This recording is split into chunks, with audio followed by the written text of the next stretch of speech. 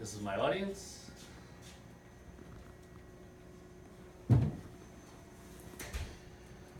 All right, we're in a classroom of 2, 4, 6 people. I'm 7. 7 is the number of college students that die every year in residential fires not associated with college dorm rooms. So when you take a look at, we would wipe out this whole room every year of losing college students to fires in residential home fires that are living off campus.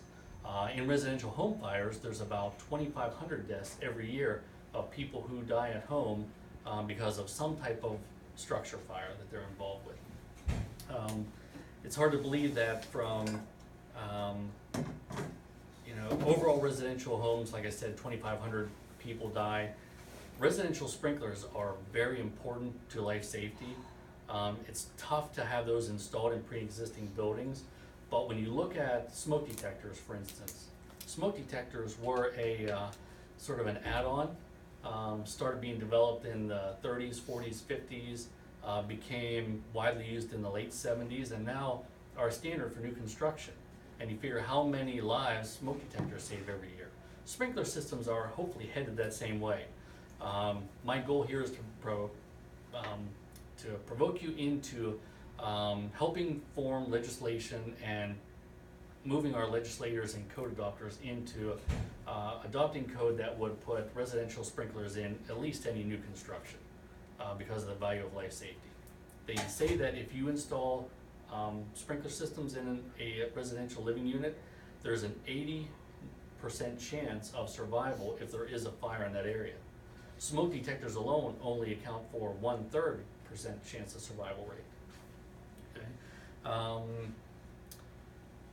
The other thing about sprinklers that people don't realize is it actually reduces damage costs. People think because there's a sprinkler and it's flowing water out of it all the time, it would create a lot of water damage.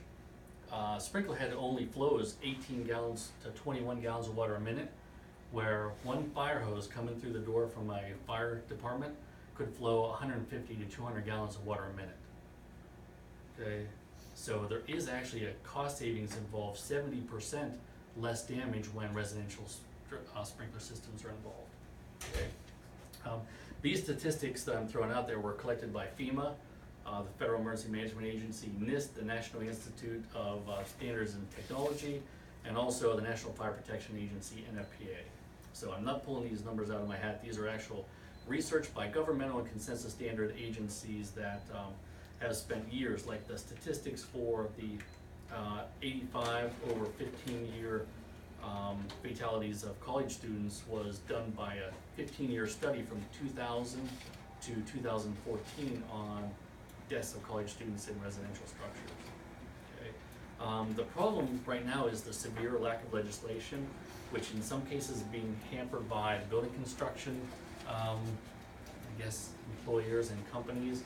They say that it is too cost prohibitive to stick a sprinkler system in. The research through NFPA has found that it is only 1 to 1.5% of the cost of the building to be installed. So if you were building a $100,000 house, it would only be $1,000 to $1,500 to install a residential sprinkler system. Okay. Now, if you do a residential sprinkler system in a building that is already there, it could be up to $5 per square foot. So you could be talking $5,000 to $6,000, which could be a lot of money, but in the initial construction phase, it could be fairly cheap. What happens is the building construction industry inflates the prices to try and lessen the chance of people having those installed in their areas. So our goal here really is to take a look at maybe starting on the local level, and if we implement laws here, maybe the state level and the federal level will fall on top of that. One thing too about sprinkler heads is in Hollywood you see that when there's a fire in the building, all the sprinkler heads turn on at one time, and people think, okay, that's going to flood the building and cause a lot of water damage. In 85% of fires, only one sprinkler head activates, the one directly above the fire. It allows time for people to escape and also keeps it safer for firefighters entering the building because the temperatures are extremely cooler. Just to move ahead in my slide presentation, you see there's the 2,500 So roughly 80% of fire deaths are the result of home fires. So when we talk about the percentages, you could save possibly 2,000 people a year by implementing residential sprinkler systems, okay, if they were in every residential structure.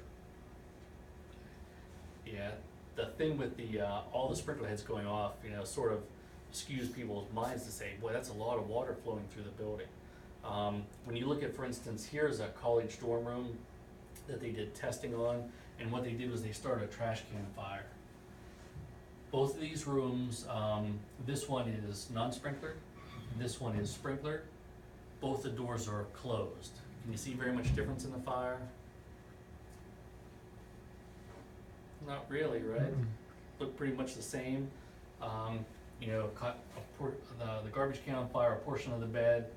Caught a garbage can on fire, a portion of the bed. What happened though is, in this one, the heat was kept down in the building and the smoke because the sprinkler head was able to keep the fire under control. This one burned and got extremely hot in the room because the door was closed. It burned up all the oxygen and went out on its own. So that's the difference. So if you were to open this door, you could have a flash fire or a backdraft because the fire may be in a smoldering stage, and with an inrush of oxygen could cause a lot of damage or a fatality. This one kept the room nice and cool and kept the smoke and heat down so that it was even safer for firefighters to enter. Usually around 100 firefighters die in the line of duty every year.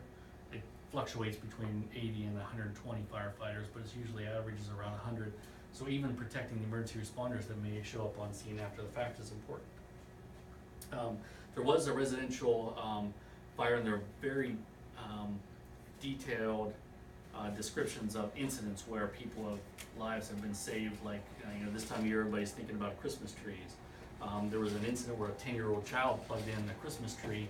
There was a bad bulb that caught the tree on fire, and because they had just happened to have a residential sprinkler, it kept the fire in check and allowed him, his mother, and father to escape the fire. If the problem isn't solved, the fear is that we're going to continue this rate of firefighter fatalities and residential occupancy fatalities of everybody. We are at an age where the technology is to a point where in building these structures with that low cost, we should be able to easily have those installed in every residence.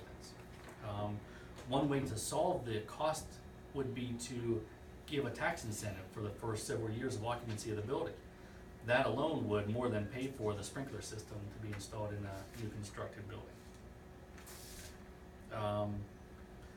So really what we're going to try and do is petition the local level, and what I have here is an actual petition that you can actually fill in the date, time, the address of your local legislatures, and we can send these out in a group format.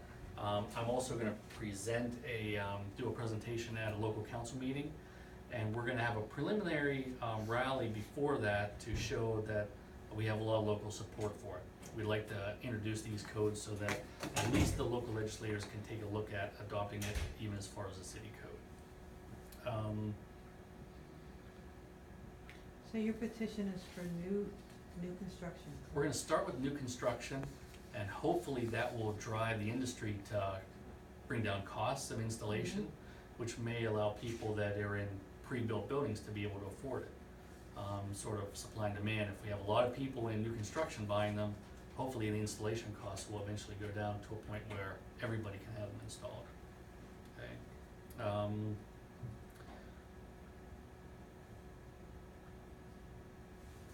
It's sort of like when we tried to describe the benefits of it, how can you describe the benefit of life safety? More people making it through the year alive is going to be extremely important. To close out this, I basically just want to go over a couple more of the facts. For instance, when you look at the causes of fires in these types of buildings, you're looking at 29% is still going to be smoking. You have electrical, you have cooking, you have unintentional, you have some that are undetermined because they weren't sure, was that a candle that got knocked over by a cat or something, that the building was burned beyond recognition that we couldn't figure it out. So it's hard for us to really, we can't take electricity out. It's very tough to stop people from burning candles. There's no way we're going to take heating sources away. So really, the only solution is to put a protection system in place, so when something does go wrong, there is protection factor with a sprinkler system. So our call to action is to get the paperwork done, filled out hopefully today, send these into our legislatures.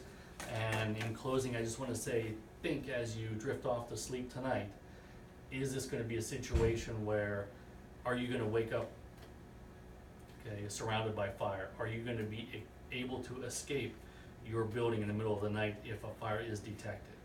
Would a residential sprinkler system be able to protect you? Any questions? No? I have a question. How much smoke does it take to set a sprinkler off? How much smoke does it take? Yeah, like if you burn something in your toaster and that, you know, that can set off your Now smoke you're detector, forcing but, heat. yeah, or will that set off the sprinkler, or is it more heat? No, it is more heat related, and what Okay. happens is there's two ways that can be set off. One is a chemical pellet. There's a chemical pellet in there. When it reaches a certain temperature, the pellet busts and it allows the liquid to come out, the water. There's also the most common one is a fusible plug, or a fusible link they call it. A link melts off because it's impinged upon by heat, then it allows the water to come out. So yeah, cooking, just smoke in the air will set off your smoke detector, but it won't set off a sprinkler system. And they have fixed temperatures. There are like 6 different temperature ratings for sprinkler heads, for Oh. industrial settings, for home settings. How long will it stay on, the sprinkler? That's one thing about it. It will continuously run until somebody shuts off the water supply. Shoot. Yeah, that's the bad part about it. Now, there are some systems like, one of the museums in Altoona downtown, the art museum, actually has a system that will open and close based on the temperature readings. Very expensive system, but they're protecting very, important artwork there that, they wanna make sure that if the fire does go out or is kept in check, it will open and close the sprinkler head to control how much water is being spread throughout the area. Good question. All right, thank you very much for your time.